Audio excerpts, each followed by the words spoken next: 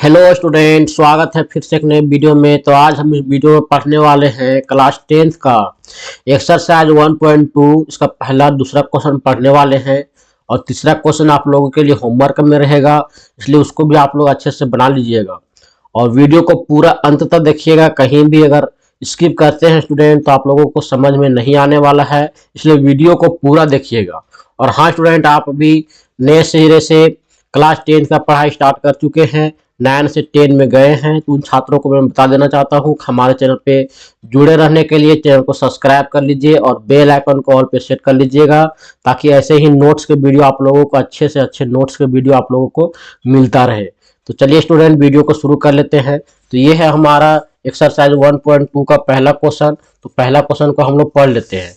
तो पहला क्वेश्चन में लिखा हुआ स्टूडेंट, सिद्ध कीजिए कि √5 एक अपरिमेय संख्या है। तो √5 को हम लोगों को अपरिमेय संख्या सिद्ध करना है। तो कैसे करेंगे? तो सबसे पहले मैं परिमेय संख्या और अपरिमेय संख्या किसे कहते हैं आप लोगों को मैं थोड़ा सा रफ में हिंट्स के लिए बता देता हूँ। आप लोग अपरिमेय और परिमेय संख्या के बारे में 9 क्लास में ही पढ़ चुके होंगे। तो देखिए स्टूडेंट, परिमेय संख्या किसको कहते हैं? परिमेय संख्या, परिमेय संख्या कहते हैं स्टूडेंट जो P/Q के रूप में रहता है और Q is not equal to 0 होता है। Q के स्थान पर 0 कभी भी नहीं हो सकता है। जैसे मान के चलिए 0/4 लिखा हुआ है, यह एक परिमेय संख्या होगा, लेकिन अगर यदि ऊपर में 4 रहे और नीचे में 0 रहे तो इसका जो मान होता है इन्फिनाइट होता है और यह एक अपरिमेय संख्या है। उसके बाद जितने भी रूट वाले संख्याएं होती है वो सारे के सारे अपरिमेय संख्याएं होती है। उसके बाद एक होता है पाई, यह भी एक हमारा अपरिमेय संख्या है, इस प्रकार से है। तो इसको भी आप लोग नोट डाउन कर लीजिएगा। और एक चीज और इसमें है कि इसका जो मस का मतलब होता है कि HCF हमेशा एक आता है। जैसे मान के चलिए यहाँ पे लिखा हुआ है 10/5, इसको हम लोग काटेंगे कितना आएगा? 2/1 आएगा। और 2 और 1 का एलसीएम HCF जब निकालेंगे तो हमारा 1 प्राप्त होगा। ठीक है स्टूडेंट, इस प्रकार से एक कॉन्सेप्ट है, तो इसको आप लोग यहाँ पे नोट डाउन कर लीजिए। तो चलिए हम इसको बनाना चालू करते हैं। तो देखिए यहाँ पे क्या लिखा हुआ है, √5 एक अपरिमेय संख्या है, इसको सिद्ध करना है। तो यहाँ पे लिखेंगे हल। तो सबसे पहले हम लोग क्या करते हैं, उल्टा मान लेते हैं। √5 को हम लोग परिमेय संख्या मान लेते हैं। ठीक है, तो यहाँ पे हम लोग लिखेंगे माना √5 एक, यहाँ लिखेंगे परिमेय संख्या है।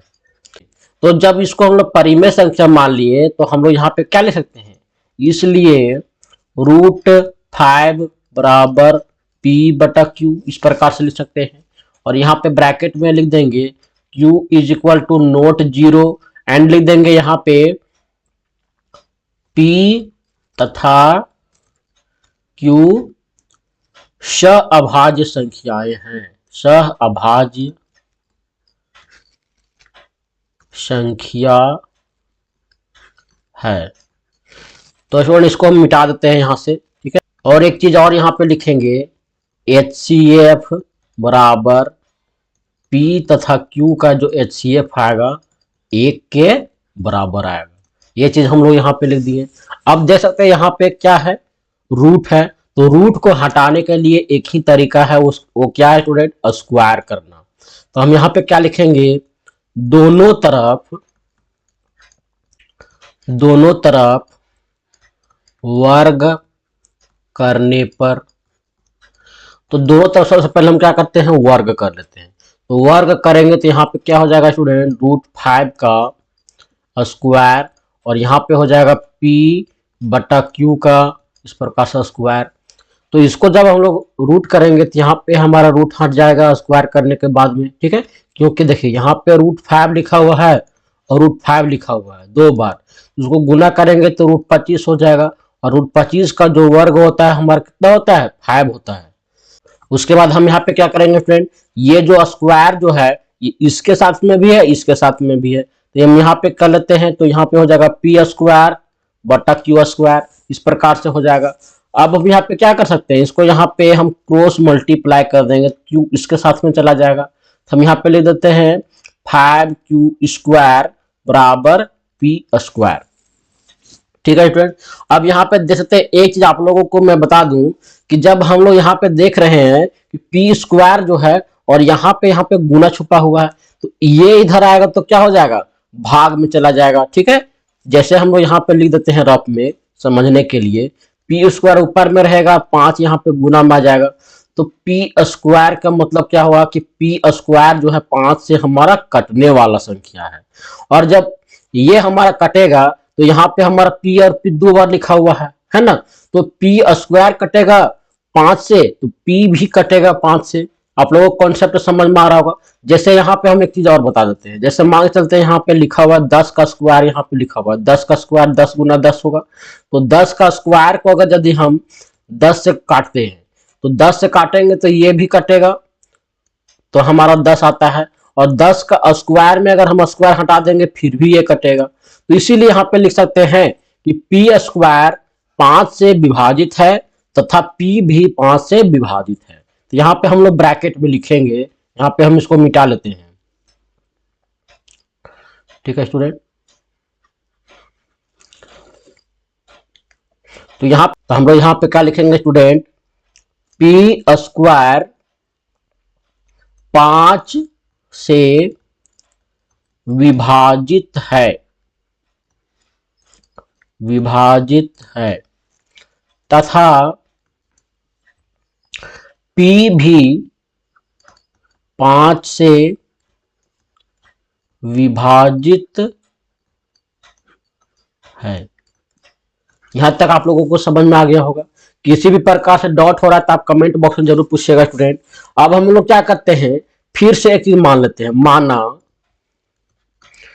हम अपने अवधारणा के अनुसार यहाँ पे क्या करते हैं, मान लेते हैं कि P बराबर 5R। ठीक है, और यहाँ पे R क्या है, R एक पूर्णांक है। R क्या है स्टूडेंट, एक पूर्णांक है, मान लेते हैं यहाँ पे। अब हम लोग क्या करते हैं, इसको भी स्क्वायर कर लेते हैं, स्क्वायर बोथ साइड। अब यहाँ पे हम लोग लिखेंगे दोनों और वर्ग करने पर, तो दोनों तरफ वर्ग करेंगे क्या हो जाएगा, यहाँ पे हो जाएगा पी स्क्वायर और यहाँ हो जाएगा 5 × 25 R स्क्वायर, इस प्रकार से हो जाएगा, है ना स्टूडेंट। तो इस प्रकार से जब हो जाएगा तो इसको हम लोग जो यहाँ पे आया था ये, है ना, तो इसको हम लोग इक्वेशन 1 मान लेते हैं। ये हमारा है समीकरण 1। तो समीकरण 1 में हम लोग क्या करते हैं, पी स्क्वायर को वैल्यू को जाकर के पुट कर देते हैं।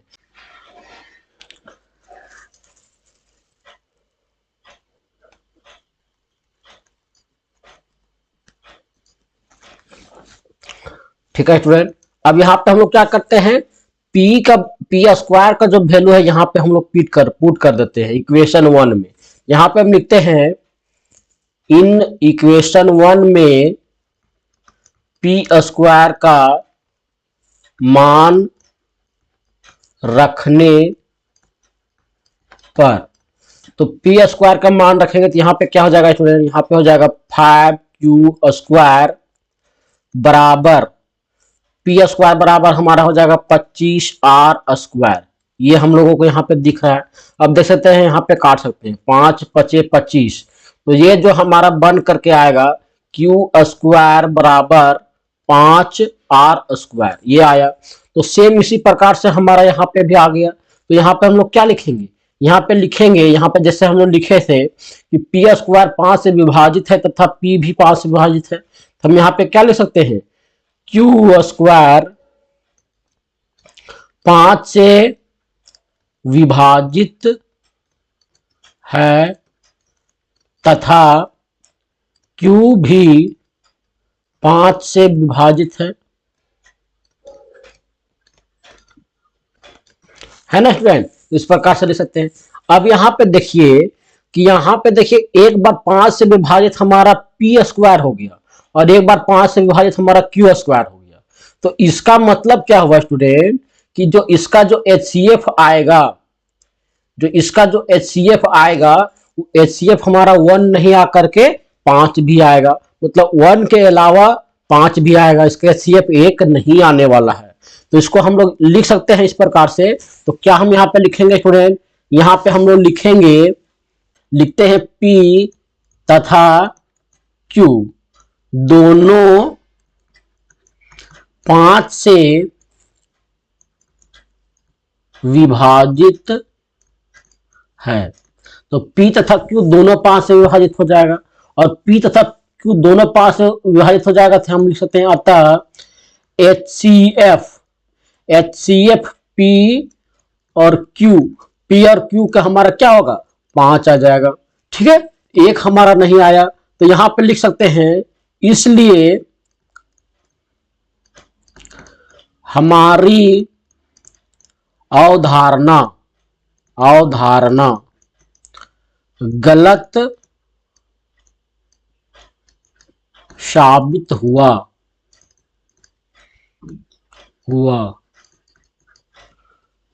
एवं √5 एक अपरिमेय संख्या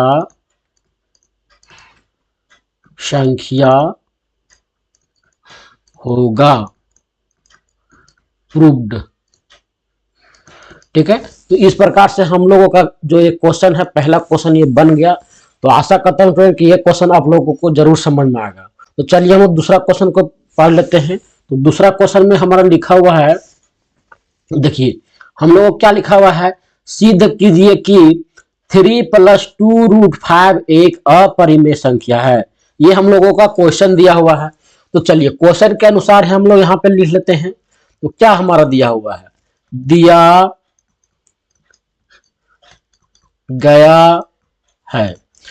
गया है 3 + 2√5 बराबर अपरिमेय संख्या। ठीक है, अपरिमेय संख्या दिया हुआ है। अब हम लोग यहाँ पे क्या कर सकते हैं स्टूडेंट, यहाँ पे देखिए 3 को हम लोग क्या कर सकते हैं, इधर ले जा सकते हैं। चलिए सबसे पहले हम लिखेंगे माना 3 + 2√5 एक परिमेय संख्या है। इसको हम लोग अपरिमेय संख्या की जगह में हम लोग परिमेय संख्या मान लेते हैं, विरोधाभास। तो इसके बराबर हमारा क्या हो जाएगा, √5 बराबर P/Q हो जाएगा। ठीक है, और यहाँ पे हम लोग लिख देंगे Q = नोट 0, और यहाँ पे P तथा Q पूर्णांक है, P तथा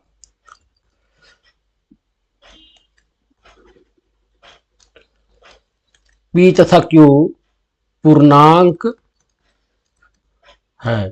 और HCF जो हमारा है कितना आना चाहिए, 1 के बराबर होना चाहिए। इस प्रकार से हमने लिख दिया। अब हम लोग देखते हैं क्या कर सकते हैं, इसको हम लोग इधर ले जा सकते हैं। तो हम यहाँ पे ले सकते हैं 2√5 बराबर P/Q -3। यह हमारा प्लस में है, इधर माइनस में चला जाएगा। और देखिए यहाँ पे 2 जो है गुना में है, इसको हम लोग इधर ले आते हैं। तो यहाँ पर लिख सकते हैं √5 बराबर P/Q -3/2, इस प्रकार से लिख सकते हैं। तो ये जो हमारा देखिए यहाँ पे हम क्या कर सकते हैं, √5 हमारा अपरिमेय संख्या है, हम इसको क्वेश्चन नंबर 1 में सॉल्व कर चुके हैं। तो हम यहाँ पे लिख देंगे, क्या लिखेंगे स्टूडेंट, √5 एक अपरिमेय संख्या है, अपरिमेय संख्या है। हमने सिद्ध कर चुका है किसमें, तो प्रश्न संख्या 1 से, प्रश्न संख्या 1 से हम लोग सिद्ध कर चुके हैं। तथा किसी भी परिमेय संख्या P/Q के रूप में रहते हैं, उसको हम परिमेय संख्या कहते हैं। और किसी भी परिमेय संख्या में अगर यदि हम किसी भी पूर्णांक संख्या को या पूर्ण संख्या को घटाते हैं, जोड़ते हैं या भागा लगाते हैं, तो ये हमारा क्या होता है, एक परिमेय संख्या ही प्राप्त होता है। यहाँ पे ले सकते हैं P/Q -3/2 एक परिमेय संख्या है, परिमेय संख्या है। अतः परिमेय संख्या नॉट इक्वल टू अपरिमेय संख्या है कि नहीं स्टूडेंट? परिमेय संख्या कभी भी अपरिमेय संख्या के बराबर नहीं हो सकती है। अतः हमारा जो कल्पना है, हमारा जो अवधारणा है वो गलत साबित हुआ। तो यहां पे लिख सकते हैं, इसलिए हमारी अवधारणा गलत साबित हुआ। अतः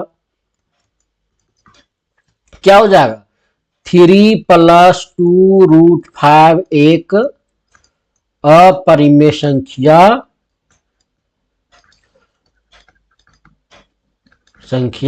है। यही हमारा आंसर हो जाएगा स्टूडेंट। इस प्रकार से हमारा पहला और दूसरा क्वेश्चन बन गया। चलिए हम तीसरा क्वेश्चन को देख लेते हैं है क्या। तो तीसरा क्वेश्चन में हमारा जो है, सिद्ध कीजिए कि निम्नलिखित संख्याएं अपरिमेय संख्याएं हैं। तो ये तो हमारा सेम यहाँ पे देख सकते हैं, यहाँ पे ये तो आपका बन जाएगा। उसके बाद हमारा जो पहला और दूसरा है, इस दोनों को क्या करते हैं, हम आप लोगों के लिए HW रख देते हैं। तो इसको आप लोग बनाने का प्रयास कीजिएगा, और नहीं बनता है तो अगला वीडियो बना करके हम कमेंट बॉक्स में पूछ लीजिएगा।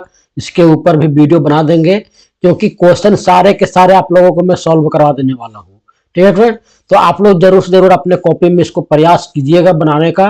तो आशा करता हूँ कि आप लोगों को ये वीडियो जरूर पसंद आया होगा, और वीडियो पसंद आया तो वीडियो को लाइक एंड शेयर कर दीजिए अपने दोस्तों के साथ में, और चैनल को सब्सक्राइब कर बेल आइकन को ऑल पे सेट कर लीजिएगा। आज के लिए इतना ही स्टूडेंट, धन्यवाद।